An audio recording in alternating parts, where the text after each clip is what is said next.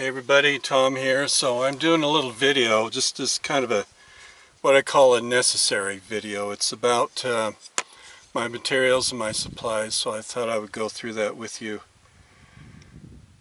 So let's begin with my palette. It's a foldable palette.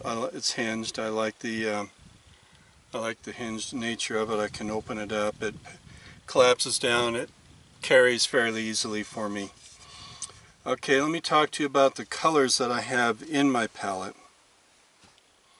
I have, for my yellow, I have kind of a mixture of cadmium yellow medium, cad yellow lemon. I have cadmium orange.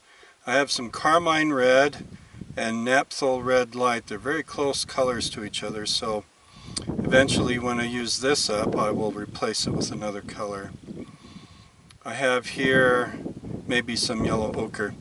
Here I've got quinacridone red, quinacridone rose, phthalo green.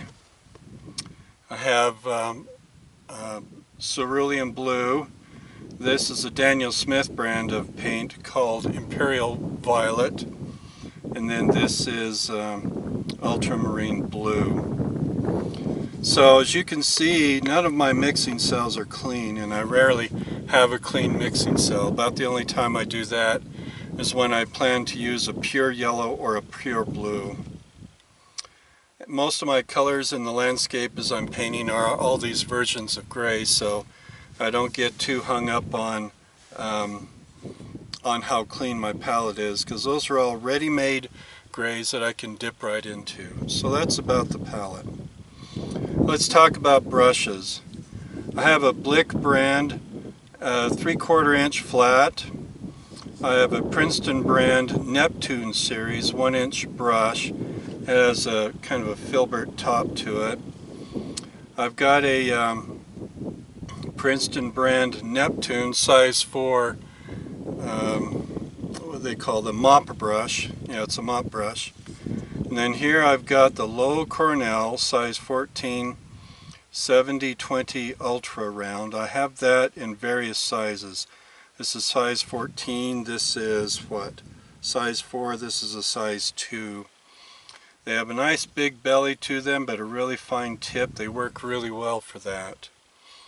And then I've got this Robert Simmons 1/2 inch wide ferruled flat that the bristles are rather short, and they're a little stiffer than some of these other bristles, and as a result it's a great little brush for lifting out stuff, just when I have to do lift out work on my painting.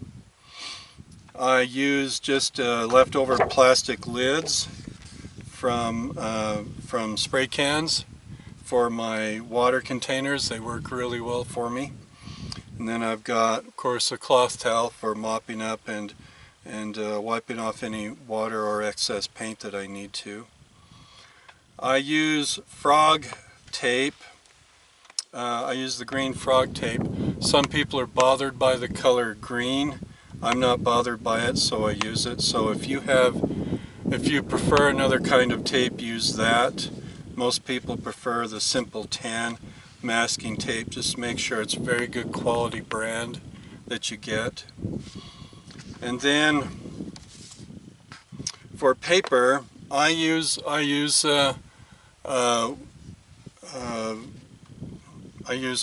I use Fabriano, I use even some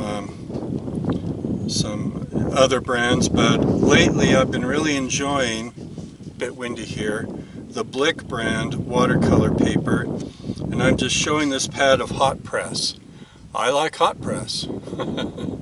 Hot press is pretty good. It's surprising. It hasn't been until recently that I've been using this Blick brand that I've liked the hot press paper. I guess it's because it doesn't have so much sizing on the outside of it. So it's been a surprising type of paper for me to use. Typically I use rough or cold press paper, but here I've been enjoying the hot press. I like to get it in pads, but I have a bunch of individual sheets that I'll use up as well. And who knows, maybe at my age I actually have my lifetime supply of paper. That remains to be seen. So the only other thing, well, two things. This stick right here is a maul stick. You'll see me using it from time to time. It's just a twig off of a tree, and so I use that. And then I also use this Sienna Plein Air Pro tripod to put, whoops, that wind seems to want to blow things around. Let me secure that better. There we go. I use that to put this homemade box on that I have. This is a combination of pine, engineered plywood, and then cherry wood. And it opens up. This is my pallet portion. This is my easel portion.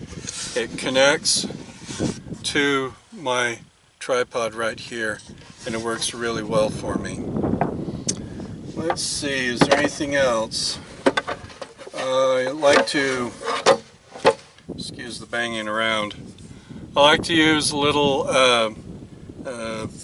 boards like this that I'll cut down to size for certain sizes of paper that I'll tape my paper to, and use that to adhere my paper. I don't paint right out of the block. I like to tape the paper down.